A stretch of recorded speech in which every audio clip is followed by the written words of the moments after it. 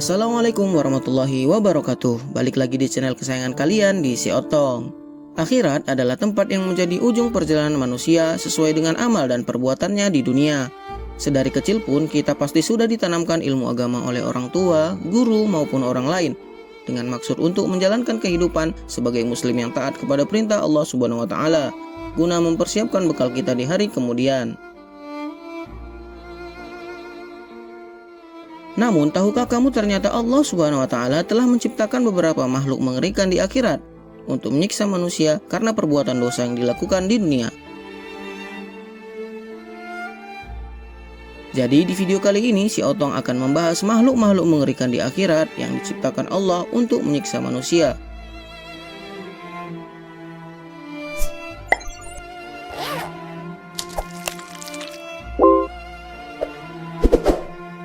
Yang pertama, Sujaul Aqra, ular yang akan menyiksa orang yang pelit harta. Ular merupakan salah satu jenis hewan melata yang sangat ditakuti manusia. Selain karena racun dari ular yang sangat mematikan, wujud dan rupa ular yang seram juga membuat kita ngeri dan geli untuk melihatnya. Namun, tahukah kamu bahwa Allah Subhanahu wa taala menciptakan satu makhluk untuk membalas dosa-dosa manusia di akhirat berwujud ular? Ialah Sujaul Aqra. Sujaul Aqra merupakan makhluk yang diciptakan Allah Subhanahu wa taala berbentuk ular yang sangat mengerikan. Digambarkan, Sujaul Aqra ini terbuat dari harta manusia yang pelit dan kikir ketika di dunia. Kulit kepalanya rontok karena di kepalanya terkumpul banyak racun dan berbusa dua sudut mulutnya. Seperti diterangkan Rasulullah SAW dalam hadis sahih yang diriwayatkan oleh Abu Hurairah radhiyallahu anhu. Dari Abu Hurairah radhiyallahu anhu, dia berkata, Rasulullah SAW bersabda, "Barang siapa diberi harta oleh Allah lalu dia tidak menunaikan kewajibannya berbagi, pada hari kiamat hartanya dijadikan untuknya menjadi seekor ular jantan Sujaul Aqra yang kulit kepalanya rontok karena di kepalanya terkumpul banyak racun yang berbusa dua sudut mulutnya. Ular itu dikalungkan di lehernya pada hari kiamat. Ular itu memegang atau menggigit tangan pemilik harta yang tidak berbagi tersebut dengan kedua sudut mulutnya. Lalu ular itu berkata, 'Saya adalah hartamu, saya adalah simpananmu.' Kemudian beliau Shallallahu Alaihi Wasallam membacakan firman Allah Subhanahu Wa Taala Quran Surat Ali Imran ayat 185 yang artinya, "Sekali-kali janganlah orang-orang yang bakhil dengan harta yang Allah berikan kepada mereka dari karunia-Nya menyangka bahwa kebakhilan itu baik bagi mereka. Sebenarnya kebakhilan itu adalah buruk bagi mereka. Harta yang mereka bakhilkan itu akan dikalungkan kelak di lehernya di hari kiamat, dan kepunyaan Allah lah segala warisan yang ada di langit dan di bumi. Dan Allah mengetahui apa yang kamu kerjakan." Hadis riwayat Bukhari nomor 1338. Ular Sujaul Aqra ini juga diriwayatkan dalam hadis riwayat Muslim nomor 188. Pemilik harta simpanan yang pelit, maka harta simpanannya akan datang pada hari kiamat sebagai seekor ular jantan Sujaul Aqra yang akan mengikutinya dengan membuka mulutnya. Jika ular itu mendatanginya, pemilik harta simpanan itu lari darinya. Lalu ular itu memanggilnya, "Ambillah harta simpanan yang telah engkau sembunyikan, aku tidak membutuhkannya." Maka ketika pemilik harta itu melihat bahwa dia tidak dapat menghindar darinya, dimasukkan tangannya ke dalam mulut ular tersebut. Maka ular itu memakannya sebagaimana binatang jantan memakan makanannya.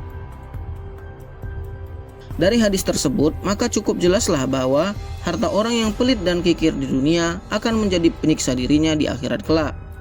Jadi, ingatlah untuk senantiasa bersedekah, berinfak, dan berzakat di jalan Allah Subhanahu wa taala agar harta kita tidak dijadikan ular Sujaul Aqra yang akan menyiksa kita selama-lamanya di hari kiamat. Yang kedua, Quraisy. Diceritakan dalam kitab Zubdatul Wa'idin dan kitab Duratun Nasihin fil Wazi wal Irsyad, karya seorang ulama di abad ke-9 Hijriah yang bernama Utsman bin Hasan bin Ahmad Al-Kubri. Hasan bin Ahmad Al-Kubri menjelaskan bahwa pada hari kiamat akan keluar seekor binatang dari neraka jahanam yang bernama Quraisy. Berasal dari anak kalajengking. Besarnya Quraisy ini dari timur hingga ke barat, panjangnya pula seperti jarak langit dan bumi. Malaikat Jibril bertanya, "Hai Quraisy, engkau hendak kemana dan siapa yang engkau cari?" Quraisy pun menjawab, "Aku mau mencari 5 orang. Pertama, orang yang meninggalkan sholat. Kedua, orang yang tidak mau mengeluarkan zakat. Ketiga, orang yang durhaka kepada ibu dan bapaknya. Keempat, orang yang bercakap tentang dunia di dalam masjid. Kelima, orang yang suka meminum arak." Namun, banyak pertentangan terhadap kisah Quraisy ini, dikarenakan di dalam kitab tersebut tidak tercantum siapa periwayat hadis dalam kisah ini. Sehingga banyak ulama yang berpendapat bahwa hadis tentang Quraisy ini lemah bahkan palsu. Tapi di samping apakah benar atau tidaknya tentang hadis ini, inti dari kisah Quraisy ini ialah untuk menjadi pengingat bagi kita umat manusia bahwa 5 jenis manusia dengan perbuatan dosa tersebut sangat buruk di mata Allah Subhanahu wa taala dan akan mendapat ganjaran siksa di akhirat kelak. Dan semoga kita tidak termasuk ke dalam golongan 5 jenis orang yang dicari oleh Quraisy. Amin ya rabbal alamin. Yang ketiga, binatang berleher panjang dari neraka. Imam Nasr bin Muhammad As-Samarqandi, bernama lengkap Abdul Laits Nasr bin Muhammad bin Ibrahim As-Samarqandi Al-Hanafi, ulama yang lahir pada tahun 4 Hijriah ini menyampaikan sebuah hadis yang berkisah tentang orang-orang yang masuk neraka tanpa proses hisab. Syekh Nasir Samarqandi menulis dalam kitab Tanbihul Ghafilin. Dalam hadis yang diceritakan itu, setelah orang-orang golongan yang masuk ke dalam surga tanpa hisab, kemudian muncullah dari neraka jahanam seekor binatang yang lehernya panjang, matanya berkilat dan fasih berbicara.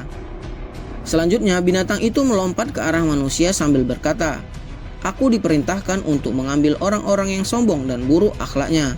Maka kemudian binatang itu mematuk sekelompok manusia seperti seekor binatang mematuk biji-bijian. Lalu manusia yang dipatuk binatang itu dilempar ke neraka. Selanjutnya binatang itu keluar lagi dan berkata, "Kini aku diutus kepada setiap orang-orang yang membuat Allah Subhanahu wa taala dan Rasulnya murka." Kemudian orang-orang yang dicari binatang itu dipatuknya dan dilempar ke neraka jahanam. Kemudian binatang itu muncul lagi dan mematuk orang-orang yang suka menggambar dan melukis makhluk hidup. Selanjutnya orang-orang yang dicari itu dipatuknya dan dilempar ke neraka jahanam. Setelah ketiga golongan itu masuk neraka, barulah hisab dimulai. Sebelum binatang berleher panjang tersebut menjemput orang yang masuk ke neraka jahanam, dikisahkan dalam hadis ada golongan orang-orang yang masuk surga sebelum proses hisab. Sayyidatina Asma bin Abu Bakar radhiyallahu anha berkata bahwa mendengar baginda Nabi Muhammad SAW bersabda, "Pada hari kiamat semua orang akan dikumpulkan di suatu tempat. Suara yang diumumkan oleh malaikat pasti akan terdengar oleh semua orang. Malaikat mengumumkan, di mana orang yang selalu mengingat dan memuji Allah Subhanahu wa taala dalam keadaan senang atau susah." Mendengar pengumuman itu, sekelompok manusia berdiri dan masuk surga tanpa hisab. Kemudian malaikat mengumumkan lagi, di mana orang yang sibuk beribadah pada malam hari dan menjauhkan diri dari tempat tidurnya. Sekelompok manusia bangun dan masuk surga tanpa hisab. Kemudian malaikat mengumumkan lagi, di mana orang-orang yang perdagangan dan jual belinya tidak melalaikannya dari mengingat Allah Subhanahu wa taala. Kemudian sekelompok manusia bangun dan masuk ke dalam surga tanpa hisab. Dari kitab Durrul Mansur. Itulah ketiga binatang yang diciptakan Allah Subhanahu wa taala untuk menyiksa manusia di akhirat. Semoga kita tidak termasuk dari golongan orang-orang yang disiksa binatang tersebut di akhirat kelak. Amin ya rabbal alamin. Sekian video Si Otong pada episode kali ini. Jangan lupa subscribe channel Si Otong untuk memperoleh informasi terbaru tentang ilmu pengetahuan. Like jika suka videonya dan jangan lupa untuk share video ini sebagai amalan dakwah kita semua. Sampai jumpa di video selanjutnya. Assalamualaikum warahmatullahi wabarakatuh.